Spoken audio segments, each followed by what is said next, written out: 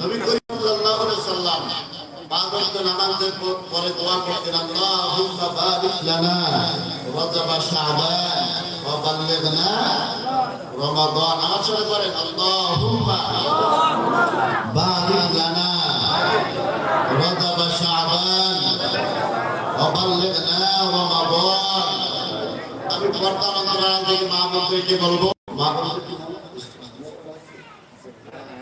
মা বোনদেরকে বলবো, মা বোনেরা, আমি আবুল কাশেম নোমানী থাকবো যতক্ষণ, ইনশাআল্লাহ আপনাদের আলোচনা চলবে ততক্ষণ।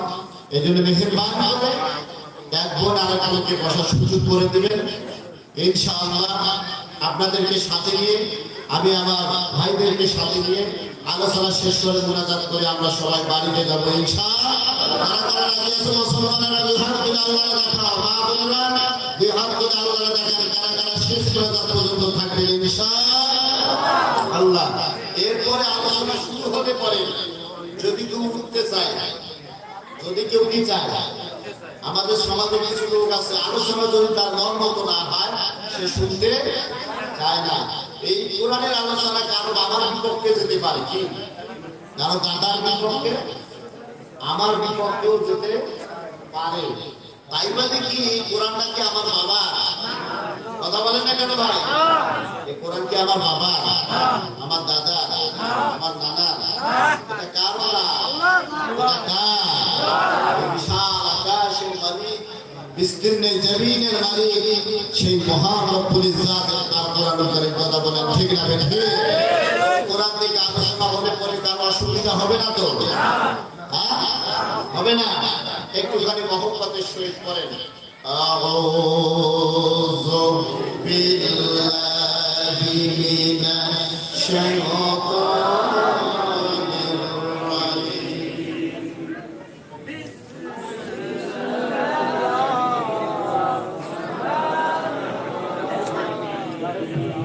আলিফ লাম মিম। পড়েন, যালিকাল কিতাবু লা রাইবা ফীহি হুদাল লিল মুত্তাকিন আল্লাযীনা ইউমিনুনা বিল গায়বি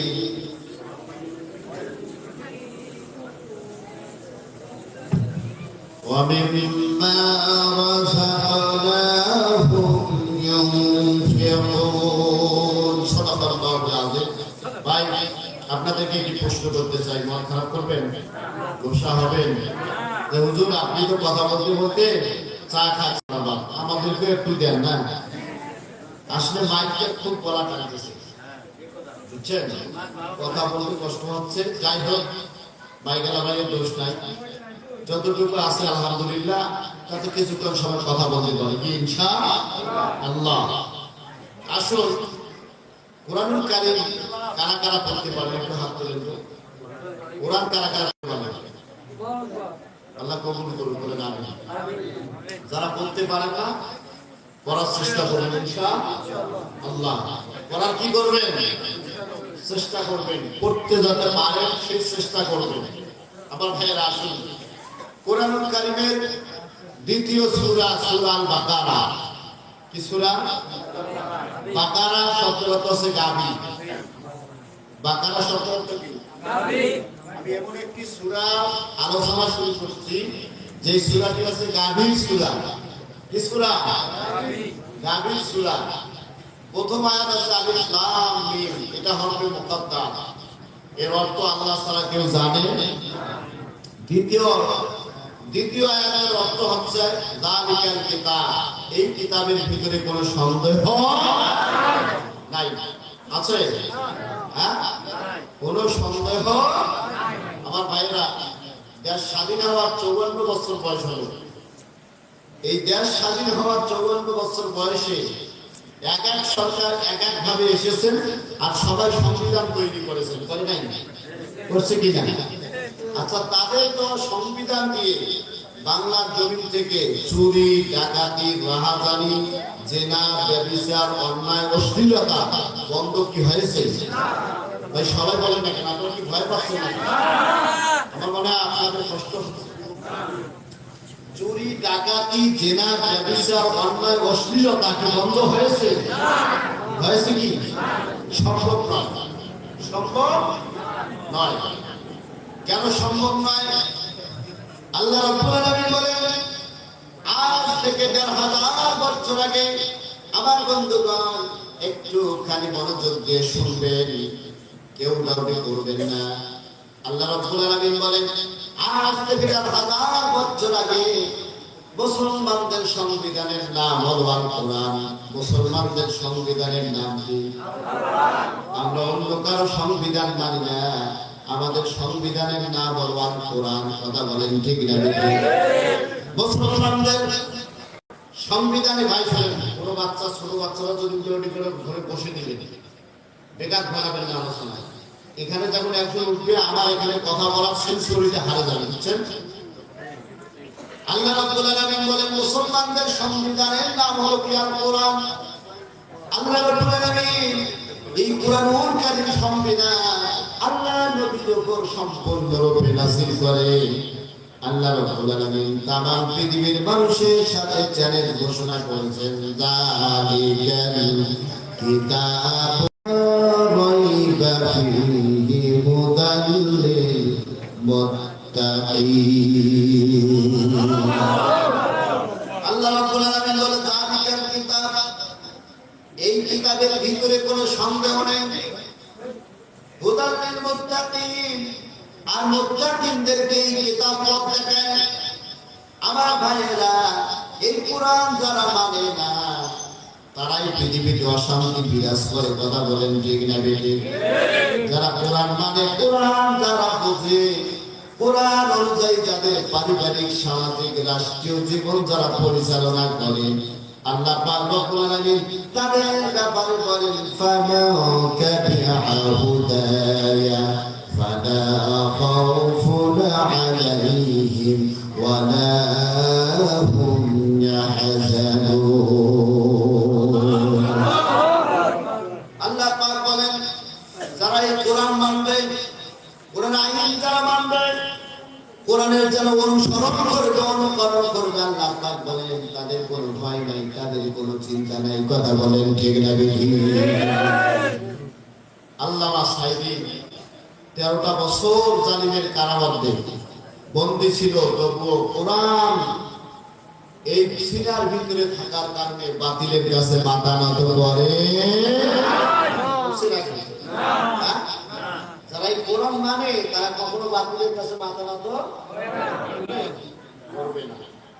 তাদেরকে জেলখানায় বন্দী করা হবে, ফাঁসিতে লটকানো হবে, তাদেরকে তাদের কাছ থেকে বিবি বাচ্চা কেড়ে নেওয়া হবে। আল্লাহ কোরআনে বলছেন, কোরআনে বলেন নাই ওয়ালা নাবুলু ওয়ান্নাকুম বিশাইইন মিনাল খাউফি ওয়াল জু'i ওয়া নাকসিন মিনাল আমওয়ালি ওয়াল আনফুসি ওয়াস সামারাত। আল্লাহ পাক বলেন তাদেরকে বিভিন্নভাবে পরীক্ষা করা হবে। বিভিন্নভাবে পরীক্ষা করার পরও যারা কোরআন যারা বুকে ধারণ করেছে, কোরআন যারা মানবে, আল্লাহ পাক বলেন তাদেরকে পরীক্ষা করার পরও তারা পরীক্ষায় বিজয়ী হয়ে যাবে। বাবা শিরিস আল্লাহ রাব্বুল আলামিন বলেন নবী হে শোনো, 5টা পরীক্ষার কথা আল্লাহ সেখানে বলছেন, আমি ওই দিকে যাব না। তবে পরীক্ষায় যদি আপনি উত্তীর্ণ হতে পারেন, আল্লাহ পাক বলেন যদি আপনি তাদেরকে জানায়া দেন, অবশ্যই অবশ্যই তারা আল্লাহর জান্নাতের মেহমান হয়ে যাবে। তাহলে কোরআন যেখানে আছে আপনারা সেখানে আছেন তো ইনশাআল্লাহ? হ্যাঁ, কোরআন যেখানে। এখন আসুন, কোরআনুল কারীম সর্বপ্রথম হলো কোরআন পড়তে হবে। 1 নম্বর কি? কোরআন পড়তে হবে। সবাই বলেন 1 নম্বর কি? কোরআন পড়তে হবে। 2 নম্বর হলো কোরআন বুঝতে হবে। শুধু কোরআন বললে হবে না, কোরআন বুঝতে হবে। আমাদের সমাজে এমন কিছু নেতা আছে যারা নামাজ পড়ে না, হুজুররা যখন কোরআন আলোচনা করে তখন বলে হুজুর আমরা কি কোরআন শরীফ পড়ি না? বুঝে হানাফি কোরআন শরীফ পড়ি না, কিন্তু কোরআন শরীফ পড়েন তো ঠিকই, কিন্তু বুঝি তো আর পড়েন নাকি? কোরআন শরীফ শুধু পড়লে হবে না, বুঝতে হবে কোরআনটা। আমার ভাইরা, কোরআন শরীফ শুধু পড়লেই হবে না, কোরআন শরীফ বুঝতে হবে। তাহলে এক নম্বর হলো কোরআন পড়তে হবে। এখন আপনি দেখেন আমাদের সমাজে এরকম অনেক লোক আছে যারা শুধু কোরআন পড়ে কিন্তু কোরআন বুঝতে চায় না।